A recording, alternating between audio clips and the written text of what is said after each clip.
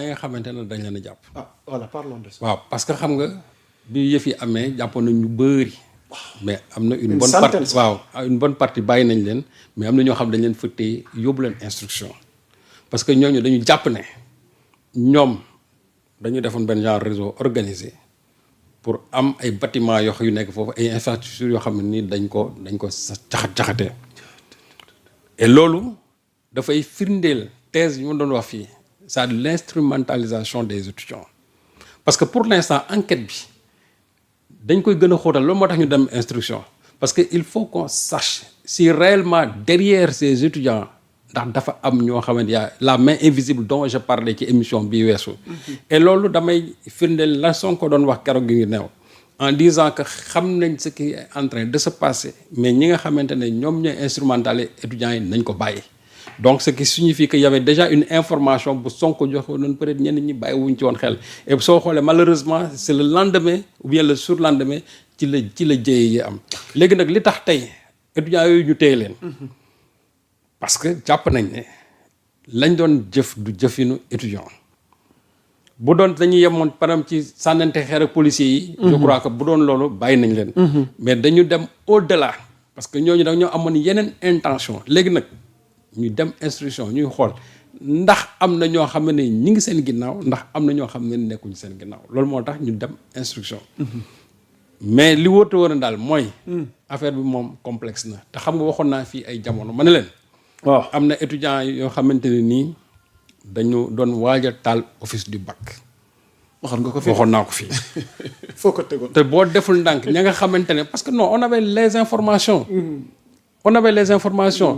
te boo deful ndànk ñi nga xamante ne ñoom moo amoon intention bu di nga leen retrouver waat ci actuellement ci ñi nga xam ne ñoom lañ jàpp ba pare soupçonné leen ci li tax ñu bàyyi leen fa tey ci biir kaso bi. logiquement waaw donc je crois que quelque part aussi man jàpp naa ne suñu service de sécurité yi dañu xaw a faillir parce que yu mel noonu su fekkee ne dafa am et que tu as les renseignements ci nit ñu ne ñii de am na méthode boo xam ne am nañ ko. Tu prends les devants s'il le faut il faut les neutraliser avant que événement yi am parce que événement yi soo amee rek ñoom la ñu bëgg a def yëpp danañ ko def su fekkee ne aussi amoon nañ ne gisoon nañ ne y a une main invisible mais invisible boobu nañ ko teel a artu wala interpeller ko parce que am nañ ci droit parce que c'est une question même de sécurité. Exactement. Mais du ñu bàyyi ba mu ne kët na yoon ba pare ñu ubbi une information pour essayer bon jàpp naa ne loolu médecin après la mort la donc loolu on aurait dû à titre préventif quand même le faire mais mieux vaut tard que jamais su fekkee ne mbir mi tey am na étudiants yooyu nga xam ñoom lañ jàpp mais nañu am instruction ñu enquête leen xool ku ci sa loxo tax yoon li mu war a def sa ku ci sa yoon loxo taxul aussi ñu bàyyi la man je crois que loolu c'est simple comme bonjour léegi nag tey ñi nga xam ne aussi ñooy nekk alkaati yi ba pare def ay dérives mooy li procureur doon wax démb ñi nga xamante ne dañu dem fekk ay moto jàmbur di ko yàq te je crois que loolu ça n'a rien à voir avec ce qui se passait à l'université parce que ñooñu maintien de l'ordre parce que finalement da ngay dem tu as l'impression qu'ils sont en train de semer le désordre alors que ñoom maintien de l'ordre moo tax ñu indi leen fa. Exactement. étudiants yi bu fekkee ne ñoom dañu nekk dans une position de violence ñoom dañoo war nekk dans une position de non violence bu ñu demee ba précis ci la ñu war a mën a exercer une violence boo xam ne qui rétablit l'ordre mais pas une violence qui tue mais soo gisee yenn yi en tout cas vidéo yi wane nañ ko. tu as l'impression que yenn FDS yi. quand même il donnait nit bu fekkee ne jàpp nga ko pare yaa Moussa. mais jël ko nga dem nga dugal ko ci panier à salade bi. exactement tout simplement. exactement mais jarul dóor rek parce que bu fekkente ne da nga jàpp ne étudiant boobu sànni na la xeer. ba pare yow en tant que force de l'ordre nga ne da nga bëgg a fayee ko finalement amuloo foofu place. et loolu xam nga lu muy poser la problématique même de la formation des gens qui ont été sur le terrain. oui ça fait débat quand même. parce que man j'ai demandé ñu ma xam au sein de la police. mais il paraît qu'il y a une bonne partie boo xam ne qui n'ont pas de formation. ñu ci bëri il paraît que ñoom la ñuy wax les PAV les policiers adjoints volontaires ñi nga xamante ne ci jamonoy Macky Sall dañ leen a jëloon mooy temps bi Macky waxee ne kenn li fi xew dootu fi xewaat. il paraît qu'il y a eu un recrutement massif bu ñu jël au niveau de la police alors que ces gens-là n'ont pas de formation. léegi nag man mes sources de renseignement me disent que une bonne partie de ces gens-là ñoom la ñu leen déployer sur le terrain donc soo xoolee ñeneen ñi tu te dis que ñeneen ñi amuñu formation amuñu formation et c'est le problème des PAV c'est-à-dire les policiers adjoints volontaires parce que ñenn ñi bu ñu amee formation am na loo xam ne sur le terrain du ñu egg ci yenn exactions yi loolu moo waral yenn violence yi nga doon gis ñu koy exercer ci étudiants yi alors que en réalité ñoom dañoo waroon def de sorte que même étudiants yi ils sont dans une posture de violence mais ñoom waruñu répondre à la violence des étudiants li ñu waroon def mooy maintenir l'ordre faire de sorte que étudiants yi seen violence boobu ñoom ñu anéantir ko complètement ce qui n'a pas été le cas parce que ils ont répondu à la violence et loolu moo indi jéey ji ba gis nga Abdoulaye ñàkk na ci bakkanam tey nag am na ay xibaar yu ne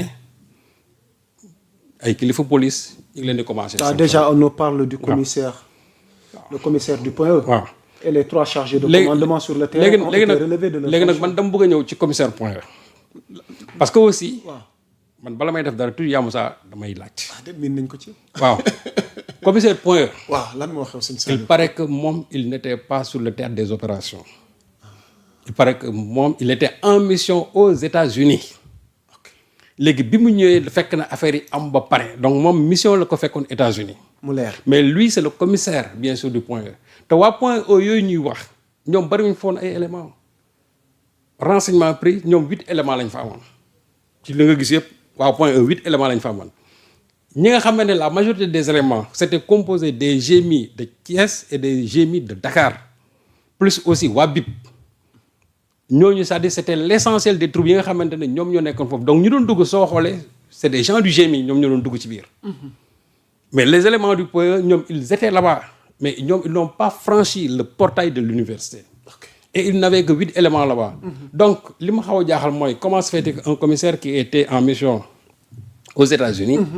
même su fekkee ne ay éléments am ña nga fa te éléments am yu bëri woon comment se fait-il qu'une sanction pareille tombe sur lui loolu moom vraiment c'est une question le ministère de l'Intérieur loolu moom vraiment c'est une question que je pose à mon ami et frère Maître Bamba Cissé ok parce que aussi dans ci biir mbir mi il ne faut pas que par rapport à la demande citoyenne que ñu dem bay tooñaat encore parce que mooy nga sanctionner ko xam ne waroo ko sanctionner finalement on va donner des gages en tout cas de sanctions aux populations mais ci biir loolu aussi bul def loo xam ne da ngay gaañ nit parce que il ne faut pas que ci biir sanction yooyu une injustice feeñ ci c'est important waaw ñi nga xamante ne ñoom ña nga fa woon nekk fa ay kilifa ba pare taxaw seetaan loolu man jàpp naa ne ñooñu ñu relever leen loolu lu juste la mais ña nga xamante ne ka nga xamante ne nekk fa woon dafa demoon mission États-Unis mu ñëw ba pare loolu dal ci kawam man jàpp naa ne si fekkente ne loolu réellement loolu amoon na il était aux États-Unis parce que c'est les renseignements qu'on m'a donné jàpp naa ne kooku kon moom tooñ nañ ko et nit nag soo ko tooñee da ngay il faut lui le remettre quand même dans ses droits ñi ñu war a sanctionner nañ leen sanctionner à juste raison pour l'instant à titre conservatoire bien sûr parce que je crois que par la suite dina am yeneen enquêtes yoo xam ne aussi dinañ ko defaat mais li warte woon daal mooy l'essentiel des troupes c'était des GMI de Dakar et des GMI de Thiès ak waa BIP yi nga xam ne ñoom ñoo nekkoon foofu à l'université mais pour point moom il paraît que ci renseignement man yi ma jot 8 éléments ñoom ñoo fa nekkoon et aussi commissaire boobu ñi nga xamante moom la ñu wax ne moom la ñu relevé commissaire boobu nekk foon il était parti en mission aux États-Unis et je crois que loolu le ministre moi je l'interpelle quand même qu'on nous clarifie en tout cas cette affaire-là incha allah ama ñu rafet ci njort dinañ séentu peut-être moom dina ci dikk amal ci ay leeral comme ni nga ko waxee amatina solo Serigne Saliou Gueye dañuy jéem a avancé waaye defe naa génn procureur bi leeral na lu bëri non ama sax am na ñu ci dem kaso de waaw ndax teeloon na ñu génn wax te am ma